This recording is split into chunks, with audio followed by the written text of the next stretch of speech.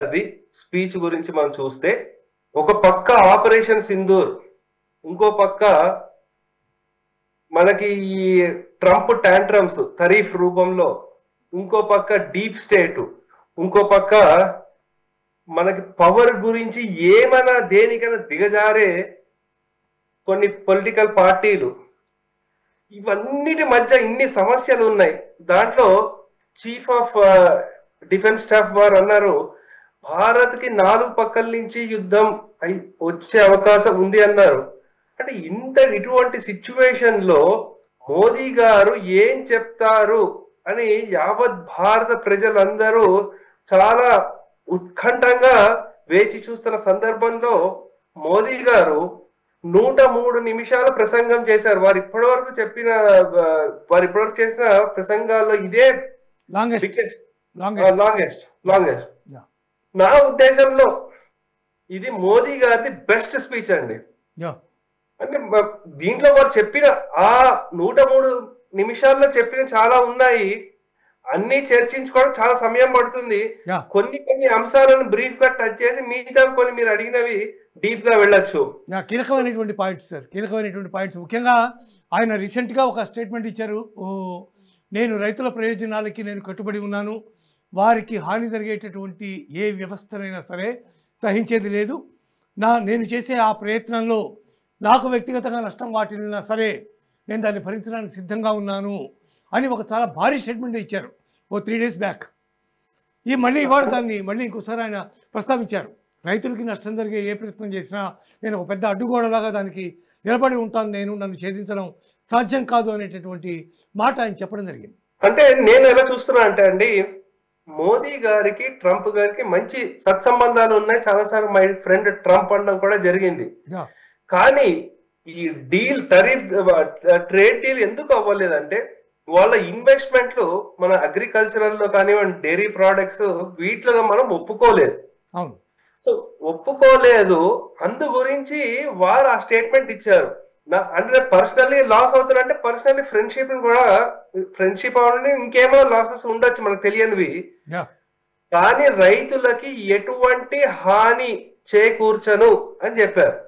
So అంటే మనం చూసుకోవాల్సింది ఏంటంటే 12 కోట్ల రైతులకి మనకి 6,000 మనకి ఇస్తున్నారు. ఇది దాంతో పాటు కొత్తగా ఏంటంటే మనకి ఈ సముద్ర మంతను కానివ్వండి, అంటే మనకి మత్స్యకారులకి వాళ్ళకి ఇంకా జీవనోపాధి కలిగించే అవకాశాలు అవి చూస్తున్నారు.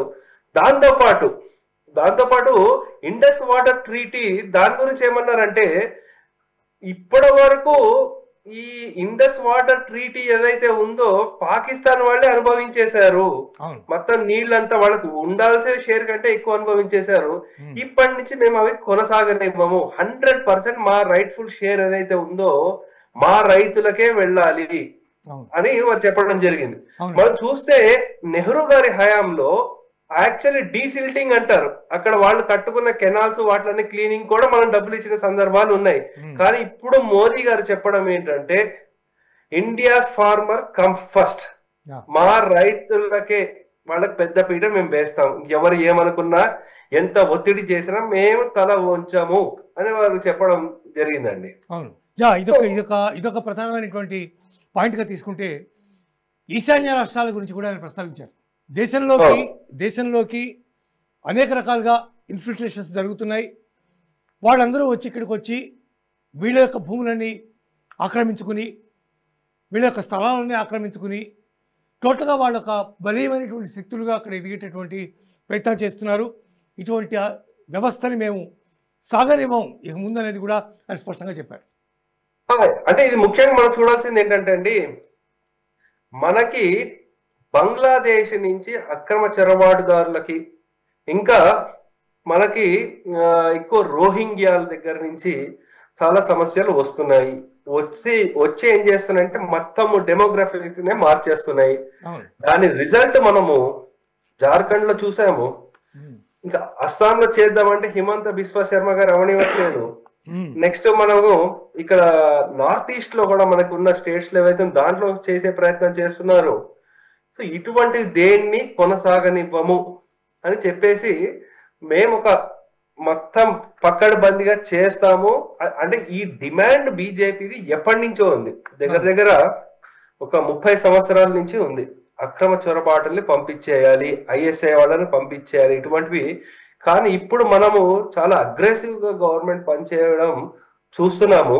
మోదీ గారు చెప్పారంటే మోదీకి గ్యారంటీ నమ్మి తీరాల్సిందే, అది అవుతుందండి. సో అందు గురించి ఏంటంటే ఈ అంటే ఓట్ల గురించి అక్రమ చొరబాటుదారులను ఎంకరేజ్ చేస్తూ, అదే కాదు మీరు తూర్పు ఈశాన్య రాష్ట్రాలు అంటున్నారు, దక్షిణాది రాష్ట్రాల్లో కూడా ఇలా జరుగుతున్నాయి. సో అందు గురించి ఏంటంటే ఇక్కడ కూడా చాలా క్లీన్ అప్ అవుతూ ఉంటుంది. సో అని మనం ఇంకా ఆశించవచ్చు. అది మనకి ఇక్కడ బెంగళూరులో కానివ్వండి, హైదరాబాద్ లో కానివ్వండి, ఇంకెక్కడైనా అవ్వచ్చు ఇవి.